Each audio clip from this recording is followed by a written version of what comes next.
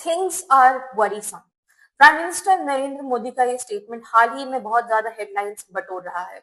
ये remark global tensions और security conflicts और कंसर्न्स के बीच में दिया गया है, जहां पे रीजनल कॉन्फ्लिक्ट्स हो रहे हैं, इंस्टेबिलिटी देखने के लिए मिल रही है और सबसे ज्यादा अधिक मात्रा में हमें अनसर्टिनिटी देखने के लिए मिल रही है। इसका सिग्नल क्या है, या आप कह सकते हो कि इसका मतलब क्या है? तो ये एक क्लियर सिग्नल आप कह सकते हो कि दे रहा है कि अब चीजें जो है या सिचुएशन जो है वो कहीं ना कहीं नॉर्मल नहीं है। एंड गवर्नमेंट्स को और गवर्नमेंट को अब अलर्ट रहना पड़ेगा।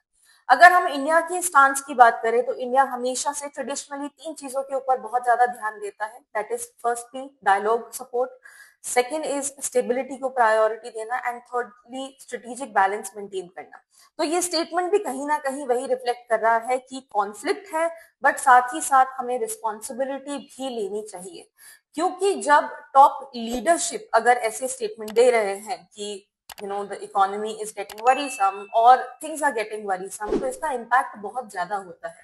इसका इम्पैक्ट अगर हम देखें तो ना केवल पॉलिसी मेकिंग, डिप्लोमेसी में, और सबसे ज्यादा अगर मैं कहूँ तो पब्लिक परसेप्शन पे पड़ता है, एंड पब्लिक परसेप्शन पे पड़ रहा है।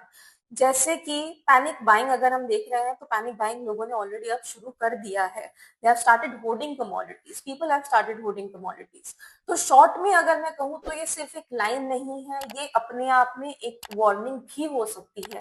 But all I hope and all we hope is that the government will work for the betterment of our future.